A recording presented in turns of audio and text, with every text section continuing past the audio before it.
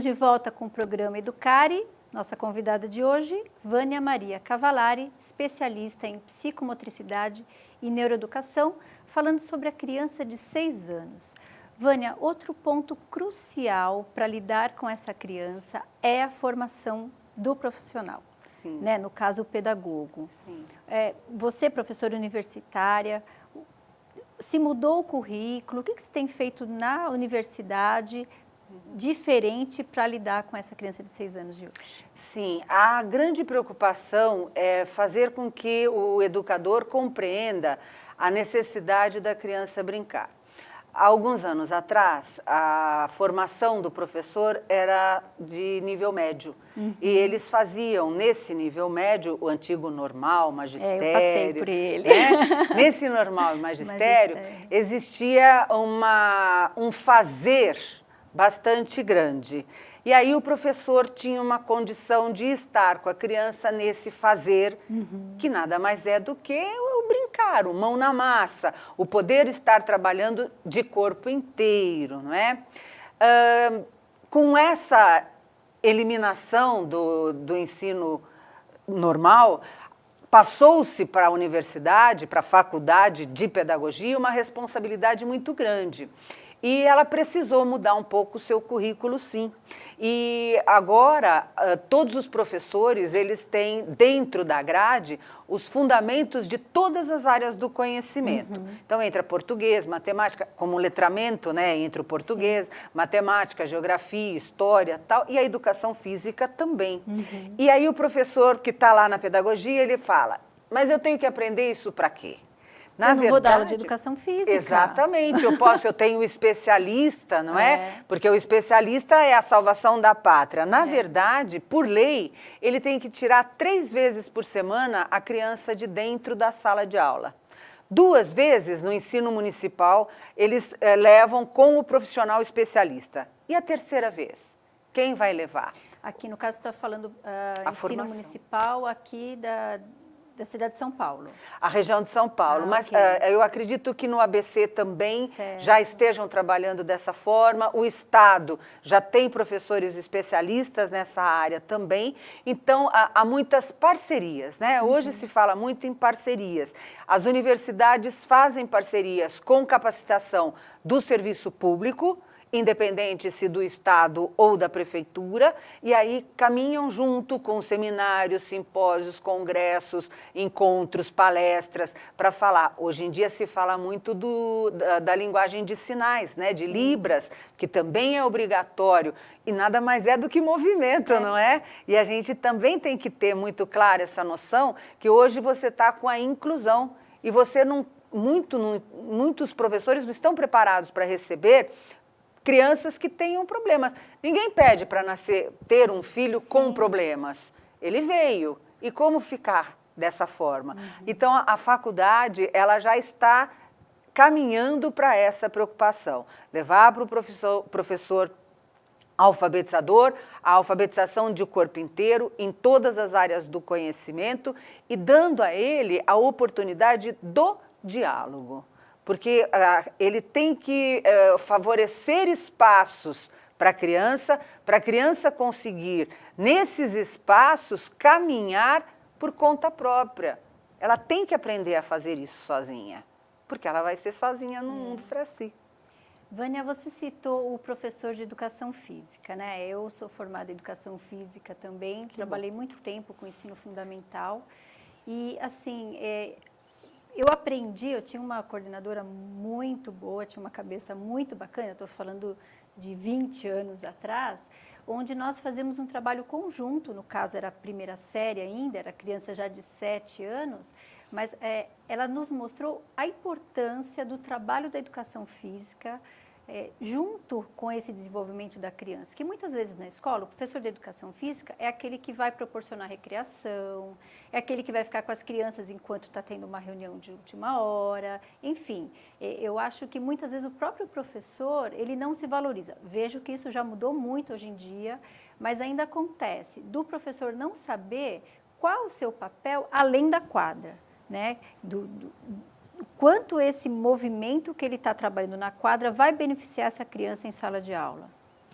Hoje em dia, com a pós-graduação em educação física escolar, o profissional de educação física licenciado, ele já tem uma conotação diferente da sua formação.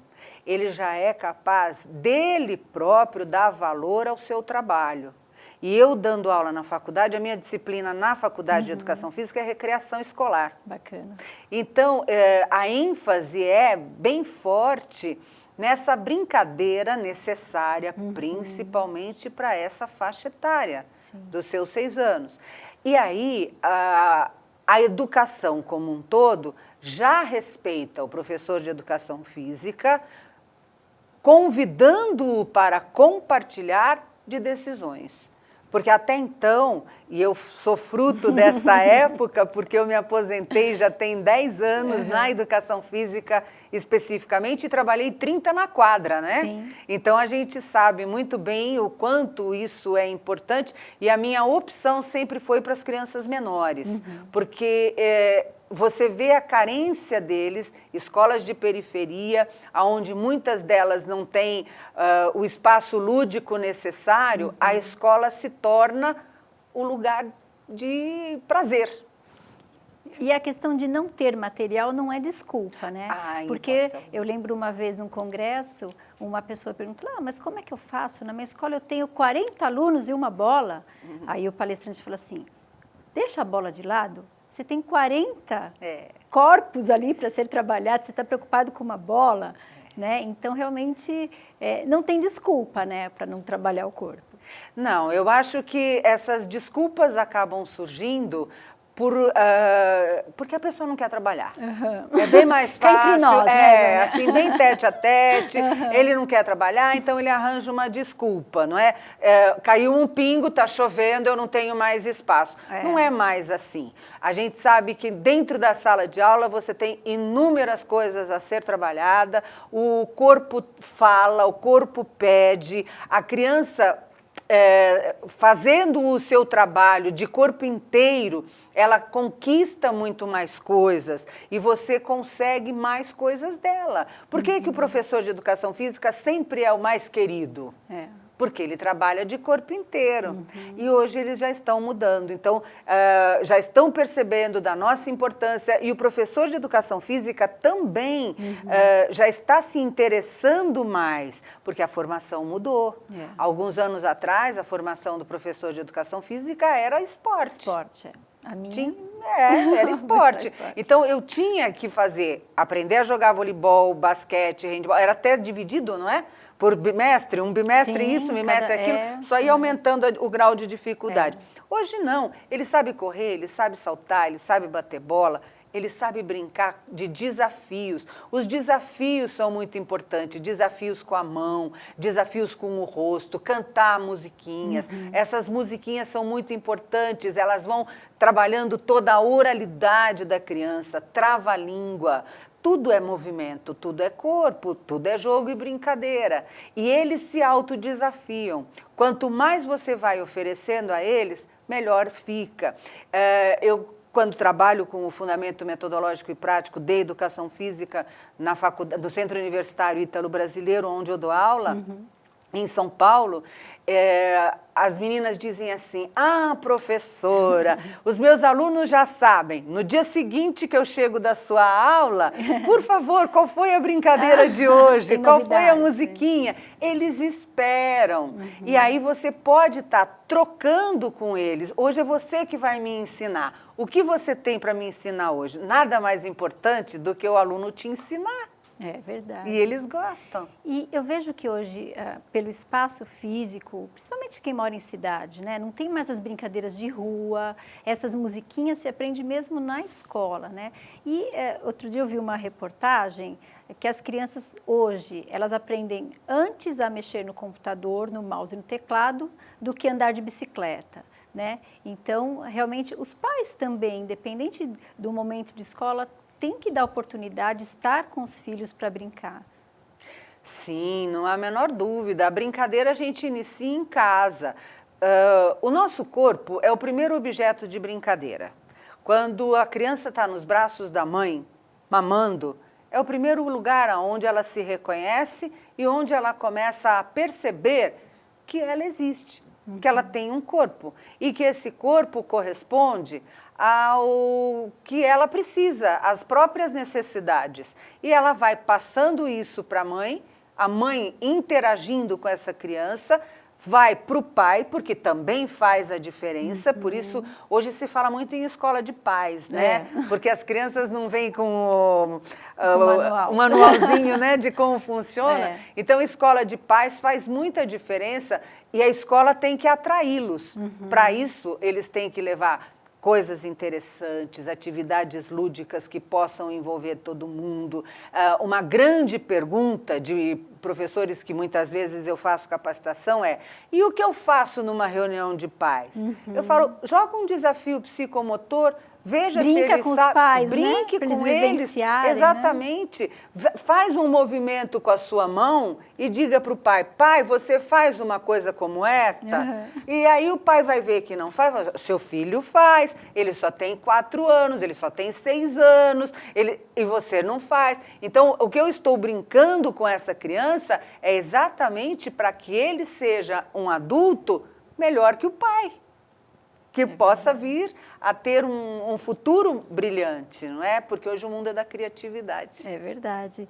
A Vânia, ela é coautora do livro A Criança de 6 Anos, Reflexões e Práticas. O organizador é o Juliano Tierno e da editora Meca, né? Foi um trabalho em conjunto, desenvolvido também através do CIESP, que é o Sindicato dos Estabelecimentos de Ensino aqui do estado de São Paulo, e esse livro também virou referência para as questões da criança de 6 anos. Né? Sim, nós temos nesse livro um especialista de cada área do conhecimento e também uma psicóloga que fala sobre a criança de 6 anos, as características da criança de 6 anos, e coube a mim fazer um capítulo sobre a psicomotricidade, onde a gente mostra como que a criança vai estar aprendendo e o que o cérebro dela trabalha, de que forma ele trabalha para o aprendizado acontecer. Vânia, nosso tempo terminou. Que pena. Quem quiser conversar, continuar, né, o contato com a Tânia, com a Vânia, pode entrar em contato através do e-mail vmcavalari@hotmail.com e o telefone para contato é o 11 9159 4640. A Vânia trabalha com cursos, palestras, né? Isso. Então vocês podem ter acesso aí a mais informações sobre a criança de 6 anos. O programa Educare fica por aqui, te espero na próxima semana.